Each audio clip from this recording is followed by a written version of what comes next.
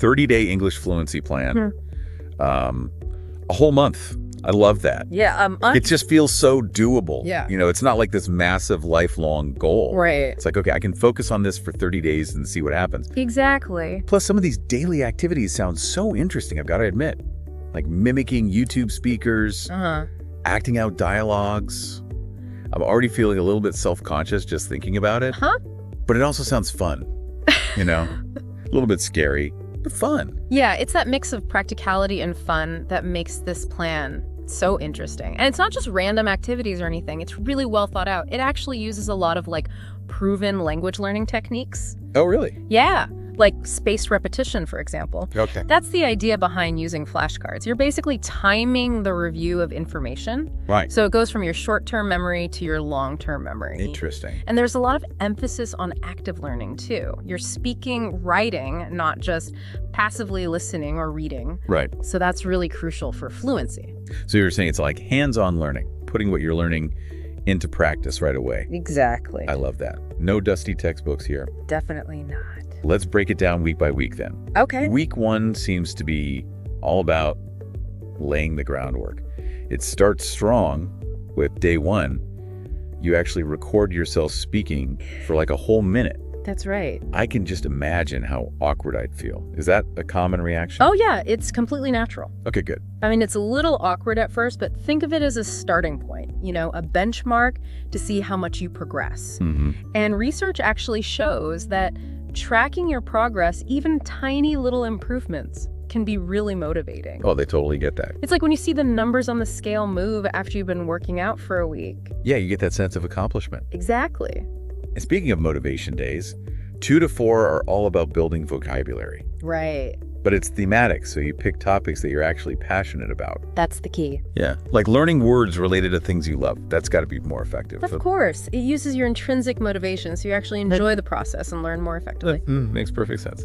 And then to wrap up, week 1, we have days 5 to 7. It's all about listening practice, specifically mimicking YouTube speakers and TED Talk speakers. Mimicking? Oh my gosh. What do you think about that?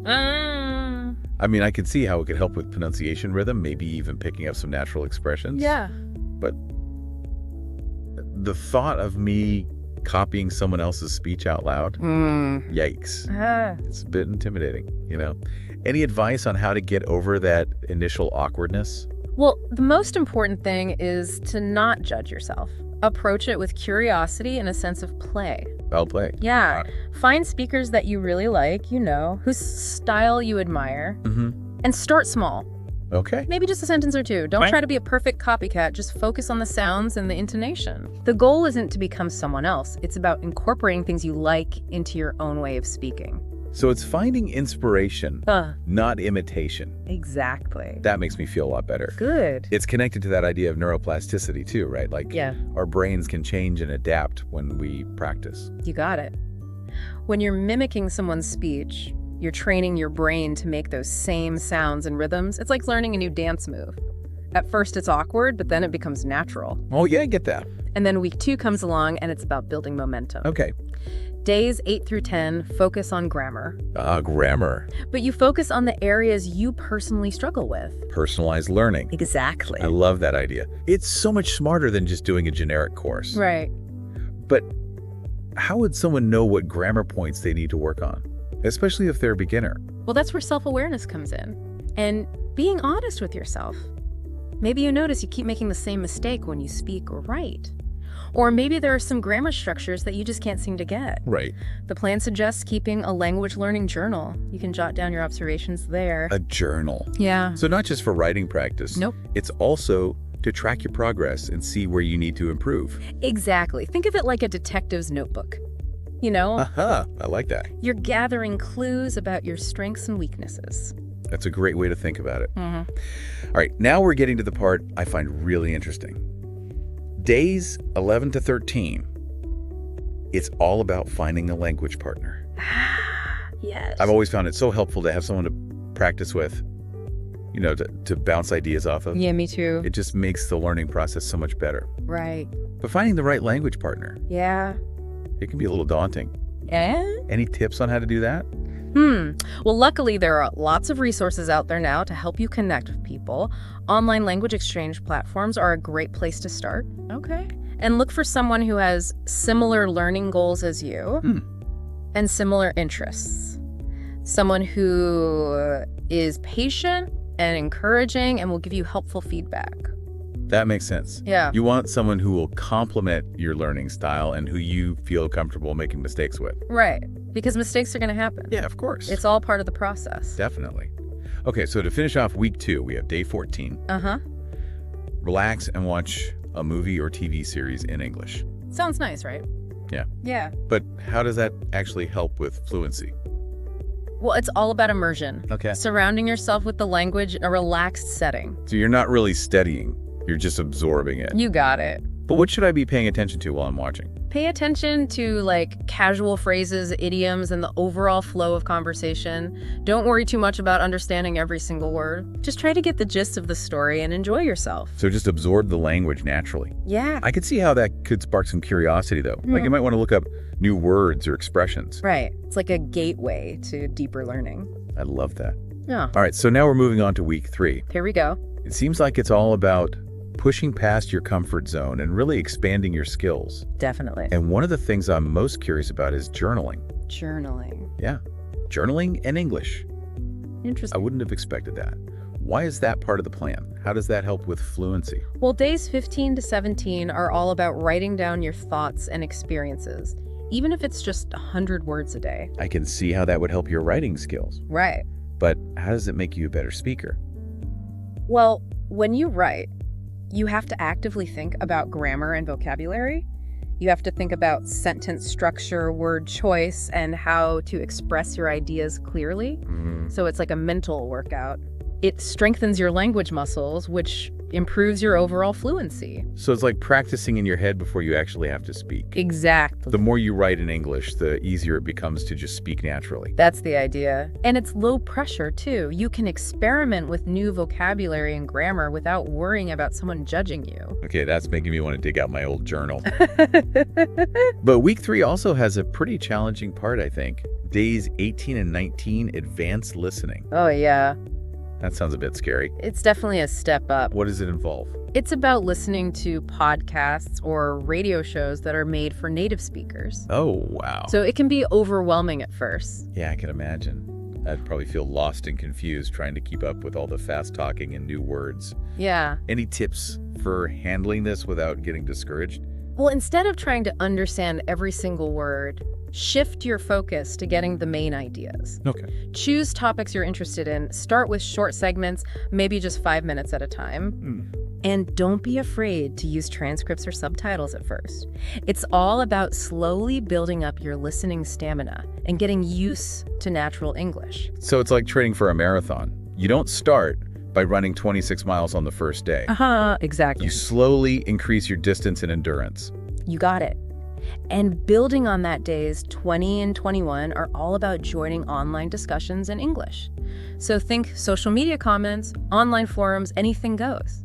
Whoa, okay, we're getting serious now. I get why that's important. Yeah. You know, you're engaging with real-world content, talking with native speakers. Yeah. But it's also kind of scary. What if I make mistakes in front of everyone? Well, it's understandable to feel that way, but remember, online you have a certain level of anonymity. Right. You can participate at your own pace. Yep. Take your time to write your responses. And the most important thing, With that. everyone makes mistakes. Oh, yeah, true. Even native speakers. Yeah, of course they do. It's part of learning. So the focus should be on participating, not being perfect? Exactly. Just engage in the conversation, even if it feels a bit messy at first. I like that. Okay, so now we're on to the final week, week 4. The grand finale. And it seems like this week is all about confidence. You got it. It's about consolidating your skills, pushing yourself a little further, and getting comfortable using your English in real-life situations. Right. And it starts off with a super creative activity. Oh. Days 22 to 24, you create and act out your own dialogues. Wow. Can you imagine? That's great. I mean, it's a little terrifying, but also super fun. It's like putting on a one-man show, but in a language you're still learning. Exactly. Yeah. But why is this part of the plan? How does this help with fluency? Well, it's a technique that actors and public speakers often use. Oh, really? Yeah, it helps them improve their delivery and their confidence. Interesting. And when you create and act out dialogues, you're basically trying out different roles, experimenting with the language in a safe space. It's like playful practice with a little bit of creativity thrown in. So it's about having fun with the language. Exactly. Experimenting without the pressure of a real conversation. Right. And it lets you focus on specific things you want to practice. Like what? Like using new vocabulary, mastering a difficult grammar point, or just getting more comfortable expressing yourself in different situations. Okay, I'm starting to see the value in this, like a personalized language learning playground. I like that. Then days 25 to 27, we move on to more formal public speaking skills. You practice a 2-minute speech on any topic you like. Oh, wow. You can do it in front of a mirror or record yourself. It's a great way to improve your presentation skills, right? It is. And public speaking is a useful skill in so many situations. Yeah, like at work, giving presentations, or even at social gatherings. Exactly. Practicing beforehand can really build your confidence. Definitely. It's like a stepping stone to real-life conversations. You're building that muscle memory, getting comfortable with the rhythm and flow of speaking in front of an audience. Even if that audience is just you in the mirror. Right. And then on day 28, to really test your listening skills, you watch a video in English without any subtitles. Whoa. And then you summarize it in your own words. That's like the final exam. It is. Okay, so then what? Well, on day 29, you go back to that very first self-assessment you did on day 1. Oh, wow. You record yourself speaking for a minute again, and then you compare the 2 recordings. I bet that's a powerful moment. Yeah. You can really see how far you've come in just 30 days. It is. It's a great way to boost your motivation, too. Yeah. You can see that all your hard work paid off. Right. And finally, day 30 is all about planning for the future. Makes sense. Because we all know language learning never really ends. It's a lifelong journey. It is. So what are some ways that people can keep learning and improving after this 30-day challenge? Wow. Well, there are so many different paths you can take. Yeah, it's exciting, but also a little overwhelming, you know? Yeah. Like, where do I even begin? Right. Any advice on how to navigate all those language learning resources out there? I think the best place to start is to think about what you enjoy and how you learn best. Okay. So are you someone who likes a structured classroom environment? Then maybe an online course or a local language group would be good for you. I see. But if you prefer learning on your own, there are tons of apps, podcasts, and YouTube channels out there that are specifically for learning English. So it's about finding what keeps you engaged and motivated. Exactly, because motivation is so important. It is, especially if you're in it for the long haul. Right. And remember, it's a journey, not a race. Yeah. So you got to embrace the whole process, the ups and downs, the triumphs and the stumbles.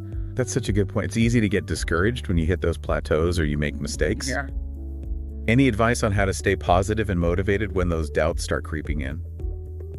Well, I think it's really important to celebrate even the small victories. Okay. Did you finally master a new grammar structure? Did you have a conversation with a native speaker and you actually understood what they were saying? Those are big accomplishments. They are. No matter how small they seem, you should acknowledge them. Like giving yourself a pat on the back. Exactly. And I think it also helps to connect with other people who are learning English. Oh, yeah. You can share your experiences, the challenges, and the successes. It's like a support system. Exactly. It reminds you that you're not alone in this. Yeah. And it can also create opportunities to practice your English in real-life situations. That's right. Like online language exchange groups or local meetups. Those are so valuable. They are. So what are your overall thoughts on this 30-day plan? What do you think are its biggest strengths? And are there any areas that you think could be improved or adapted? I have to say I'm really impressed by how it combines practical techniques with creative activities. Oh, good. It's not just about memorizing grammar rules and vocabulary lists. Yeah. It's about actually using the language, experimenting with it, and having fun. I agree. I think when you enjoy the process, it's much easier to keep going. Right. And I also really like that it emphasizes personalization. You can tailor the plan to your own needs and learning style. Yeah. Because there's no one right way to learn a language, is there? Definitely not. It's about finding what works best for you. Exactly. So for someone who's feeling really inspired and wants to try out this 30-day challenge, what would your biggest piece of advice be? What's the key to actually making it through all 30 days and becoming a more confident, fluent English speaker? I would say consistency is the most important thing. Okay. Even if you can only dedicate like 15 or 20 minutes a day, just make it a habit to show up every day. And don't beat yourself up if you miss a day or two. Yeah. Just pick up where you left off and keep going. So it's about making language learning part of your daily routine. Exactly. Even if it's just for a short time. Yeah. And I think it also helps to approach it with a sense of curiosity and playfulness. Definitely. Don't be afraid to experiment, try new things, and find the joy in the process. Yeah. Learning a language shouldn't feel like a chore. It should be fun. It should be. And I think that's what I love about this 30-day plan. Yeah. It's not about being perfect. It's about embracing the whole experience, the good and the bad, and ultimately finding the joy in being able to communicate in a new language. I love that. It's been so great exploring this 30-day plan with you and talking about all the cool tips and strategies it offers. It's been a pleasure. I hope this deep dive has given you the motivation and guidance to start your own English fluency journey. To our listeners, we're so excited for you. We can't wait to hear about your progress. Remember, you can do this. You have the power to achieve fluency. One step at a time. One word at a time. And on that note, we're going to wrap up this deep dive. But remember, this is just the beginning of your journey. Keep practicing, keep exploring, and most importantly, keep having fun with English. Until next time, happy learning. This has been such a fascinating look at this 30-day plan. I'm feeling really inspired, and I hope our listeners are too. Me too. But before we go, I have one more question. This plan seems like it's for people who are relatively new to learning English. Yeah. What advice would you give to someone who's maybe already at an intermediate level, but they want to keep pushing themselves, Yeah. to become even more fluent? That's a great question.